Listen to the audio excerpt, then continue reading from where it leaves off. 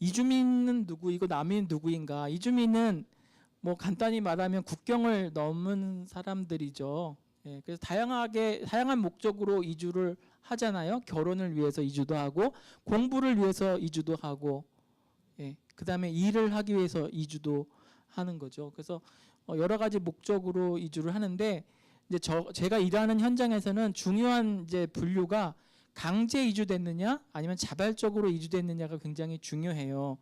왜냐하면 물론 우리 사회처럼 굉장히 인종차별적인 사회에서는 이주민 자체가 굉장히 살기가 어렵지만 특히 강제로 이주된 분들은 더 살기 어렵단 말이죠.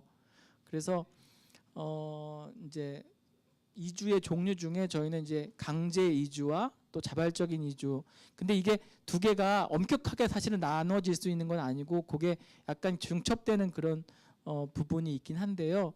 기술적으로 이렇게 둘로 나누어 가지고 저희들은 강제 이주된 그런 이주민들을 이제 집중적으로 돕고 또 자발적으로 이주가 됐다고 하더라도 구금되어 있는 그런 분들을 저희들이 집중적으로 돕고 있습니다. 그래서 뭐 강제 이주된 대표적인 그룹들은 난민과 박해를 피해서 왔거나 박해 때문에 못 돌아가는 그런 이주민들이죠. 난민이거나 또 인신매매 피해자들이 이제 강제 이주된 그런 이주민이라고 할 수 있습니다. 난민은 뭐 그 난민에 관한 이제 정의를 이제 뭐 전문적으로 보려면 난민 지위에 관한 협약을 이제 보면 되는데요. 간단히 말씀드리면 이런 거예요. 이주자로서 난민도 이주자죠. 국경을 넘은 사람들이니까 이주자로서 정치적이고 종교적이고 사회적인 이유 때문에 박해를 받아가지고 그 나라를 떠나오거나 박해를 받을까봐 그 나라에 못 들어가는 사람들이 이제 난민이라고 할 수 있습니다. 그래서 이 사회적이고 종교적이고 정치적인 이유 때문에 이미 이 사람들은 적대를 경험한 사람들이에요. 예. 그런데 여기 와가지고 또 다른 적대를 이제 경험을 하게 되는 거죠. 그래서 우리가 이제 활동가들끼리 이중의 어떤 트라우마, 재트라우마를 겪는다 이런 말을 합니다.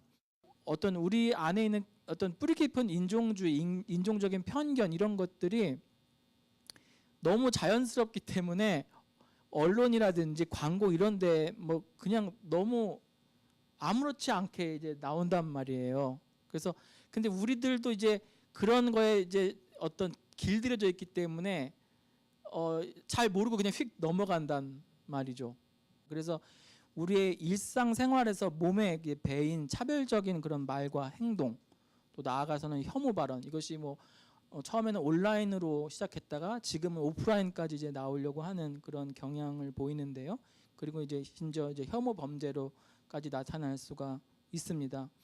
그 예를 들어서 우리가 의식하지 못하지만 이제 이런 거예요. 뭐 미국에 사는 만약에 동포다 그러면 재미교포라고 부르잖아요, 우리가. 근데 중국에 있는 동포다 그러면은 조선족이라고 부른단 말이에요. 그러니까 우리의 어떤 용어 사용부터 굉장히 편견에 지금 많이 이제 사로잡혀 있는데요. 뭐 결혼만 해도 예를 들어서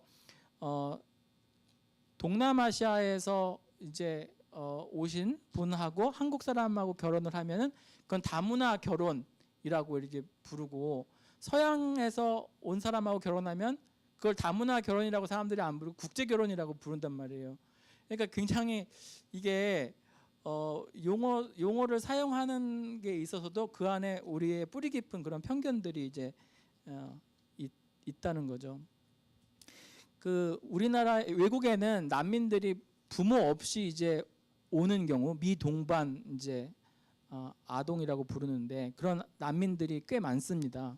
근데 우리나라는 그런 경우가 거의 없어요. 다 부모랑 같이 오는데요. 몇 년 전에 소말리아에서 부모 없이 아동이 한번 온 적이 있어요.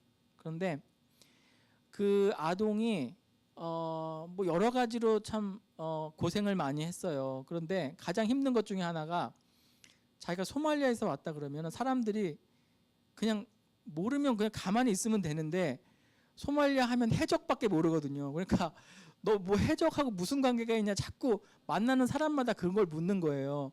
그러니까 이거 너무 고통스러운 거예요. 예. 뭐 그런 생각도 들고요. 근데 이러한 이제 적대적인 그런 적대적인 거는 정서적인 거에만 이제 그치는 건 아니고 결국 이제 법과 제도에까지 이제 이르게 되는데요. 저는 우리나라 이주민 정책을 한마디로 말을 하면은 이제 고급 인력, 소위 말하는 고급 인력과 투자 인력에 대해서는 적극 유치하는 정책이고요.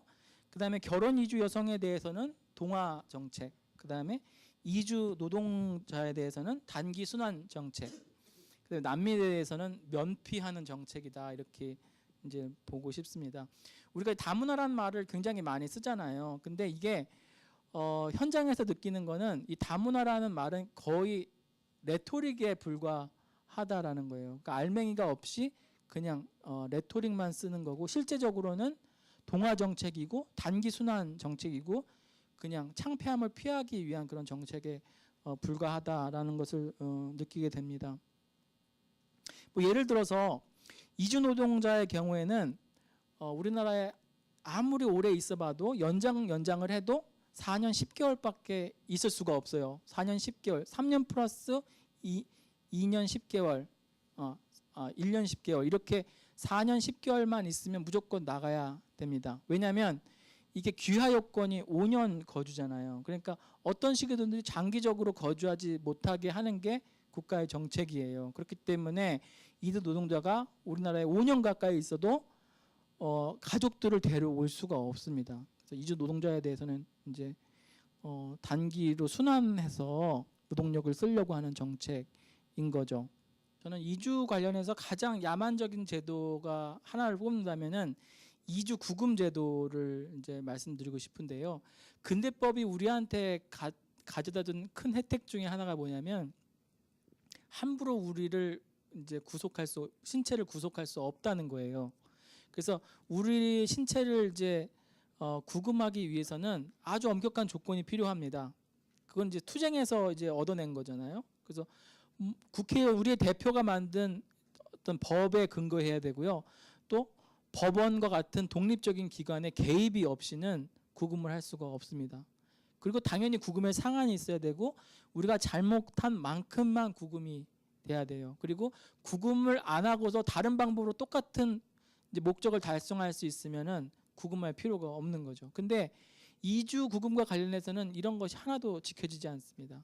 이주 구금이라는 건 뭐냐면 어떤 죄를 져가지고 감옥에 간 그런 게 아니라 체류 자격이 없다는 이유로 이제 구금되는 경우가 이제 이주 구금이에요. 근데 이거는 법률적인 그런 근거, 물론 출입국 관리법이 있지만 아주 세부적인 사항은 규칙에서 행정 규칙에서 그걸 규정을 한단 말이에요. 그다음에 법원의 개입 없이 출입국 관리사무소장의 결정으로 구금이 됩니다. 그리고 더 끔찍한 건 뭐냐면 구금의 상한이 없어요. 그러니까 체류 자격이 없다는 이유로 3년, 4년 이렇게 구금되어 있는 사람들이 많단 말이에요. 외국인 중에서. 근데 4년 정도 구금되려면 무슨 죄를 범하면 4년 정도 구금이 되겠어요? 정말 중범을 범하지 않으면 4년 정도 구금할 수가 없는 거거든요. 근데 체류 자격이 없다는 이유로 4년 막 이상씩 구금되는 사람들이 있단 말이에요. 근데 더 놀라운 거는 이런 구금에 적용되는 이런 어떤 기준들, 조건들이 어른에만 적용되는 게 아니라 이주 아동에게도 적용이 돼요. 그래서 이주 아동들도 구금이 되는 그런 사례들이 있단 말이에요. 저희가 정기적으로 통계를 이제 요청을 하면은 한 1년에 50명 넘는 아동들이 이제 구금이 됩니다. 최근에도 몇 달 전에 1살짜리하고 4살짜리가 구금이 됐는데 한 20일 정도 구금이 됐어요. 그래서 결국 뭐 여러 가지 방법으로 싸워가지고 결국 나왔지만 나오고 나서도 이 아동들이 퇴행을 보이는 거예요. 거기서 이제 겪었던 트라우마 때문에 계속 퇴행을 보이고 어떤 대인기피증, 밤에 오줌을 싼다든지 이런 이런 어떤 퇴행을 보이는 그런 사례도 있습니다. 그럼 어떻게 우리가 이제 이주민과 난민에 대해서 환대의 사회로 갈 수 있는가? 그래서 환대가 좀 뭔지 좀 생각을 해봤는데요. 몇 가지 이제 그 환대에 대해서 말한 사람들을 좀 살펴보니까 이제 칸트가 이제 영국 평화론이라는 그런 책에서 이런 말을 했어요. 그러니까 다른 나라에 왔을 때 적으로 대우받지 않을 권리, 이게 환대라고 하더라고요. 그래서 이건 굉장히 이제 난민과 관련돼서는 아주 적절한 그런 환대의 정의라고 할 수 있습니다. 근데 굉장히 좁은 의미죠. 그 다음에 크리스틴 폴이라는 사람은 우리 그룹이 아닌 멤버에게 우리 안에 공간을 내어주고 거기서 잠시 동안 집처럼 있도록 하는 거, 이렇게 정의를 내렸습니다. 그래서 여기 핵심은 우리 안에 공간을 내어준다라는 그런 개념인데요. 그 다음에 제가 제일 좋아하는 이제 환대 개념은 이것도 우리 안에 공간을 내어주고 그 안에서 꽃피도록 하는 거, 이것이 환대다라고 했어요. 그래서 저는 굉장히 아름다운 이런 정의라고 생각을 하고, 여기는 공간을 내어주는 것도 있고, 그럼 내어줘서 뭐 할 거냐, 그 안에서 꽃피도록 하는 게 환대다라는 거예요. 그 다음에 이제 제일 이제 많이 나간 그런 환대는 이제 데리다가 말하는 어떤 절대적인 환대, 손님과 주인으로서의 위치가 무의미해지는 그런 환대를 이제 들을 수 있을 것 같습니다. 근데 이런 네 가지 이제 그 환대에 대해 살펴봤는데, 저는 이 네 가지가 다 중요하다라는 그런 생각이 듭니다. 여러 층위에서 다 강조가 되어야 된다라는 그런 생각이 드는데요.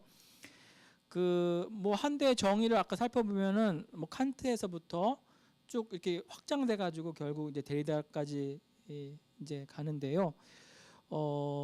이제 적으로 대우하지 않을 이제 대우하지 않기 가 가장 기본이 되는 거겠죠. 왜냐하면 이주자들이 잠재적인 범죄자, 특히 난민들이 잠재적인 범죄자로 이제 취급을 당해서 공항에서 난민 신청을 해도 결국은 난민 인정 접수가 난민 인정 절차로 들어가지 못하고 결국은 쫓겨날 수밖에 없는 상황들, 이런 건 결국 적으로 이제 보는 거거든요. 예, 그래서 가장 이제 환대의 기본이 이제 이주민이나 난민을 볼 때 적으로 보지 않는 게 기본이 되어야 된다라고 그런 생각을 하게 됩니다. 그리고 난민을 적으로 이제 대우하지 않는 이런 거는 아까 말한 이제 어떤 적대적인 어떤 혐오 발언, 또 미디어의 적대적인 그런 이제 선정적인 그런 이주민을 다루는 태도, 이런 것도 관련이 되어 있는데요. 이제 여기에 어떻게 대응할 건가? 이제 우리나라가 이제 크게 문제점이 뭐냐면 이제 그 유엔의 어떤 인종차별 특별 보고관 우리나라에 와가지고 이제 그 권고를 내린 것 중에 보면은 인종주의, 인종차별과 관련돼서 특화된 어떤 정의 규정도 없고 이것과 관련된 범죄를 처벌하는 규정도 없단 말이에요. 그러니까 일반적인 그런 형법으로 이제 다룰 수밖에 없는 거예요. 그런 또 문제점이 있고요. 근데 두 번째 문제점은 뭐냐면 인종주의에 관한 문제점을 전부 다 이렇게 처벌 형식으로 다룰 수는 없거든요. 그래서 아주 익스트림한 케이스는 그렇게 다룰 수밖에 없지만 대부분은 자발적으로 이거를 해결하도록 그 분위기를 조성하는 게 굉장히 중요해요. 결국 인종주의는 결국 마음을 바꾸는 문제잖아요. 그러니까 자발적으로 이걸 해결하도록, 특히 뭐 언론의 자발적인 어떤 그런 코드 오브 컨덕트 같은 거를 마련한다든지 자율적인 규제 시스템이 돌아가게 한다든지 이런 게 굉장히 중요하다는 거죠. 두 번째 아까 정의가 공간을 내어주고 잠시나마 거기서 집처럼 있을 수 있게 하는 건데요. 이게 결국은 이제 공간을 내어준다라는 건 뭐냐면 그 사람한테 권리를 주는 거예요. 그냥 이주민이나 난민한테 단지 호의를 베풀고 자선을 하는 수준에 그치는 게 아니라 그 사람들한테 존경을 하고 권리를 주는 것, 이런 게 이제 자리를 내어주고 공간을 내어주는 거거든요. 그래서 뭐 누가 어느 집에 찾아갔는데 사랑방이나 뭐 최소한 앉을 곳을 주지도 않고 마당에 서 있은 채로 거기서 밥을 준다고 생각을 해보세요. 그거는 굉장히 볼품 없는 볼상사나운 그런 광경이잖아요. 그래서 이주민이나 난민을 대할 때 단지 적으로 대우하지 않는 걸 넘어서 단순히 자선과 돌봄의 어떤 대상으로 볼 게 아니라 그분들에게 자리를 내어주고, 그 말은 뭐냐면 권리와 존경을 보내야 된다는 거죠. 결국은 환대를 한다는 거는 결국 공간을 내어주는 거고, 이거는 권리를 보장해 주는 거다. 이 권리를 보장해 주지 않으면은 결국 사회 통합에서도 사실은 심각한 문제가 되는 거예요. 권리를 보장해 주지 않으면 결국은 계속 개토화될 수밖에 없는 거거든요. 그래서 여러 면에 있어서 이 환대는 권리 보장으로 우리가 개념이 이제 개념 규정을 해야 된다라는 그런 생각입니다. 그 다음에 세 번째로는 이제 꽃 피우게 도와줘야 된다. 우리 안에 공간을 내어주고 꽃 피우게 도와줘야 된다는 건데, 이제 꽃 피우다라는 것은 이 말은 사실은 굉장히 사실은 그 포괄적인 그런 말인 거죠. 그러니까 그 아리스토텔레스 행복론을 보면 인간의 목적이 뭐냐? 그러면 행복인데, 그 행복이라는 게 뭐냐? 결국은 이제 플러리쉬 하는 거다. 그 꽃 피우는 거다라는 거예요. 근데 꽃 피우다라는 게 굉장히 여러 면에서 굉장히 좋은 말인 것 같아요. 왜냐하면 여기에는 어떤 목적성도 이때 담겨져 있고요. 꽃이라는 게 그렇잖아요. 그리고 잠재성, 그 다음에 상호 의존성. 꽃을 피우기 위해서는 뭐 사실은 다른 요소들하고도 이제 상호 의존해야 되는 거니까. 그 다음에 포괄성. 꽃 피우는 것은 단순히 경제적인 그런 면에서의 어떤 권리를 보장해 주는 게 아니라 문화적이고 사회적이고 정치적이고 이런 면에까지 다 이제 이제 포괄하는 거니까 이제 꽃 피우다라는 말이 굉장히 이제 좋은 말인 것 같은데요. 우리가 환대를 봄에 있어서도 이렇게 돼야 된다라는 거예요. 그래서 우리 안에 공간을 내어주고 단순히 이제 경제적인 그런 권리를 누리도록 할 뿐만 아니라 문화적이고 그다음에 정치적이고 사회적인 권리, 모든 포괄적인 권리를 누리도록 하고, 중요한 거는 그분들의 잠재성이 꽃피도록 하는 게 되게 중요하다라는 거예요. 그 다음에 이제 마지막으로 이제 데리다의 어떤 그 환대 정의를 어떻게 우리가 어떤 함의를 우리가 이제 그 가질 수 있는가, 환대 우리 이제 실제적인 그런 이주민과 관련해서.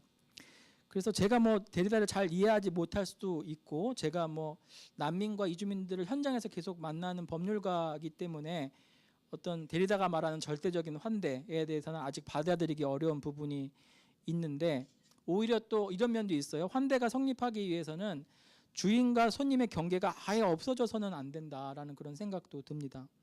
근데 물론 이제 어떤 의미에서 손님은 나중에 주인이 되고 주인은 어떤 때 손님이 될 수도 있지만, 처음부터 손님과 주인이 무의미해지면은 환대의 개념이 성립하지 않는 게 아닌가, 그런 생각도 듭니다. 하지만 주인과 손님이 어떤 이제 무의미해지는 그런 절대적인 환대까지는 아니더라도 주인과 손님이 상대해야 되는 수준까지는 이제 우리 환대가 넓혀져야 된다라는 그런 생각이 듭니다.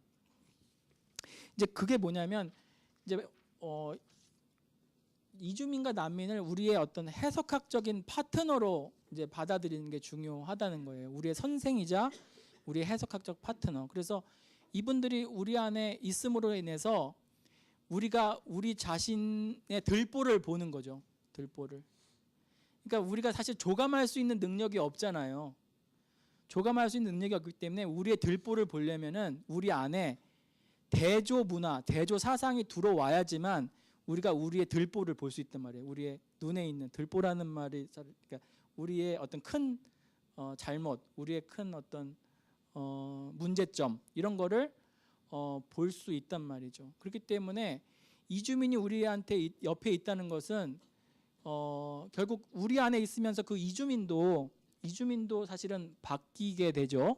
그러니까 우리가 우리의 어떤 정체성을 굉장히 고정된 걸로 우리가 보는데, 정체성이라는 것은 결국 다른 사람과 끊임없는 상호작용으로 풍성해지고 바뀔 수밖에 없는 거라는 거죠. 그래서 우리의 정체성을 풍성하게 하기 위해서라도 결국은 이주민이 우리 옆에 있어야 되고, 대조 문화와 대조 사상이 우리 옆에 있어야 되는 거죠.